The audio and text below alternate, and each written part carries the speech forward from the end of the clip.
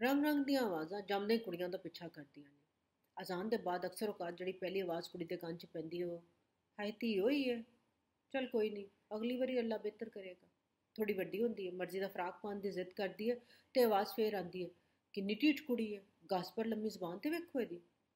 School ਦਾ ਪਹਿਲਾ function, ਰੰਗੀਨ ਜੋੜਾ ਪਾ ਕੇ ਕੁੜੀ ਜਾਣ ਨੂੰ ਤਿਆਰ ਹੋਵੇ ਤੇ ਆਵਾਜ਼ ਫੇਰ ਆਉਂਦੀ ਹੈ, ਇਹ ਇੰਨੀਆਂ ਖੁੱਲ੍ਹਾਂ ਛੁੱਟਾਂ ਦੇਣ ਦੀ ਲੋੜ ਨਹੀਂ, ਸੁਰਖੀ ਹੌਲੀ ਕਰੋ। ਕਾਲਜ ਜਾਣ ਦਾ ਟਾਈਮ ਆਉਂਦਾ ਹੈ ਤੇ ਆਵਾਜ਼ ਉੱਚੀ ਤੋਂ ਉੱਚੀ ਹੋ ਜਾਂਦੀ ਹੈ, ਪਾਇਨ ਕੀ ਹੋਇਆ ਤੁਹਾਨੂੰ? ਇਹ ਕੁੜੀਆਂ ਦਾ ਵਿਆਹ ਕਰੋ, ਇਹਨਾਂ ਨੂੰ ਕਾਲਜੇ ਪੜ੍ਹਾ ਕੇ ਕੀ ਕਰਨਾ ਜੇ? ਦਿਮਾਗ ਖਰਾਬ ਹੋ ਜਾਂਦੇ ਨੇ ਕੁੜੀਆਂ ਦੇ। ਜਦ ਗੱਲ ਐਮਏ ਤੇ ਆਵੇ ਤੇ ਤਾਨੇ ਮੀਨਿਆਂ ਦਾ ਇੱਕ ਹੜ ਖੁੱਲ ਜਾਂਦਾ। ਹਾਏ ਸਾਡੇ ਟੱਬਰ 'ਚ ਤੇ ਕਦੇ ਕਿਸੇ ਕੁੜੀ ਮੁੰਡੇ ਇਕੱਠੇ ਯੂਨੀਵਰਸਿਟੀਆਂ 'ਚ ਜਾ ਕੇ ਨਹੀਂ ਪੜ੍ਹਿਆ, ਹੁਣ ਇਹ ਨਵੇਂ ਚੰਨ ਚੜ੍ਹਨ ਲੱਗੇ ਨੇ। ਹਾਂ ਭਾਈਆ, ਆਦਤ ਹੋ ਗਈ ਹੈ ਨਾ ਤੁਹਾਨੂੰ ਕੁੜੀਆਂ ਦੀ ਕਮਾਈ ਖਾਣ ਦੀ।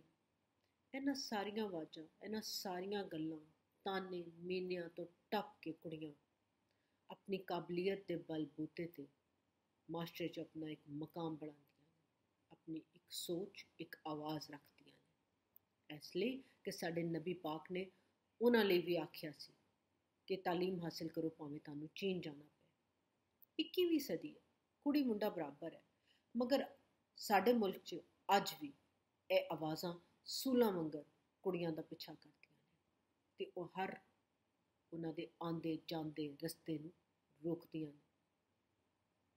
ਸੋਸ਼ਲ ਮੀਡੀਆ ਦੇ ਦੌਰ 'ਚ ਇਹ ਸੂਲ ਜਿਹੀ ਆਵਾਜ਼ਾਂ ਨੂੰ ਮੈਂ ਟਰੋਲ ਕਹਿੰਦੀ ਹਾਂ।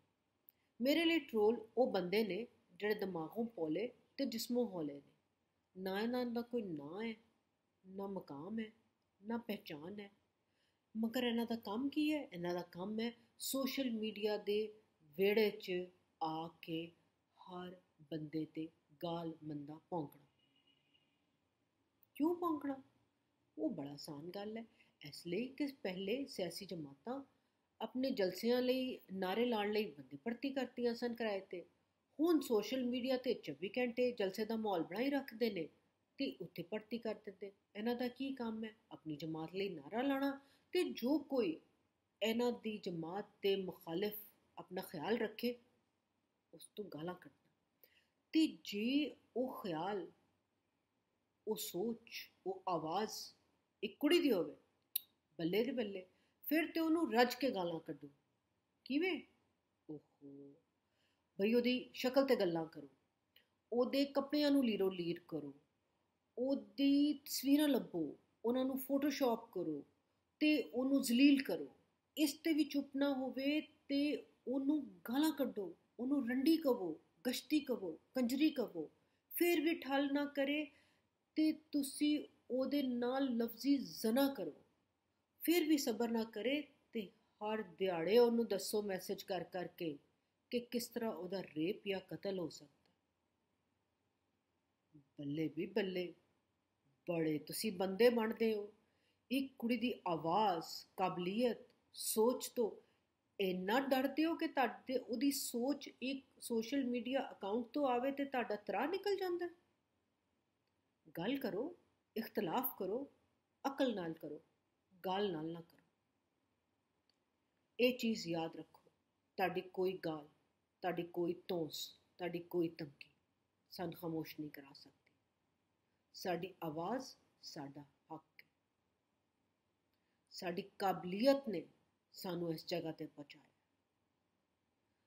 ਸਾਡੇ ਪਿੱਛੇ ਅਸੀਂ ਚਾਬੀ ਵਾਲੇ ਖਿਡੌਣੇ ਨਹੀਂ, ਜਿਹਦੇ ਪਿੱਛੇ ਮਾਲਕਾਂ ਨੇ ਚਾਬੀ ਦਿੱਤੀ ਹੋਵੇ ਤੇ ਉਹ ਜੋ ਮਰਜ਼ੀ ਬੋਲਦੇ ਰਹਿਣ। ਸਾਡਾ ਆਪਣਾ ਮਕਾਮ ਹੈ, ਸਾਡੀ ਆਵਾਜ਼ ਹੈ, ਸਾਡੀ ਸੋਚ ਹੈ। ਇਸ ਸੋਚ ਨੂੰ ਤੁਹਾਡੀ ਗਾਲ, ਤੁਹਾਡੀ ਧੌਂਸ, ਤੁਹਾਡੀ ਧਮਕੀ ਨਹੀਂ ਰੋਕ ਸਕਦੀ।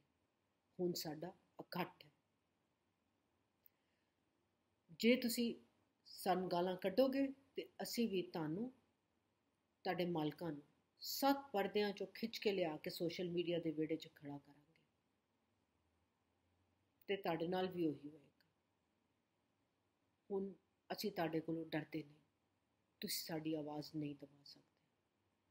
ਇਹ ਯਾਦ ਰੱਖਿਆ ਜੀ, ਜੇ ਅਸੀਂ ਤੁਹਾਨੂੰ ਜੰਮ ਸਕਨੇ ਹਾਂ ਨਾ ਤੇ ਤੁਹਾਨੂੰ ਠੱਪ ਵੀ ਸਕਨੇ ਹਾਂ। ਮੇਰੀ ਆਵਾਜ਼, ਮੇਰਾ ਹੱਕ, ਤੁਹਾਡੀ ਗਾਲ ਮੈਨੂੰ ਹੁਣ ਚੁੱਪ ਨਹੀਂ ਕਰਨੀ।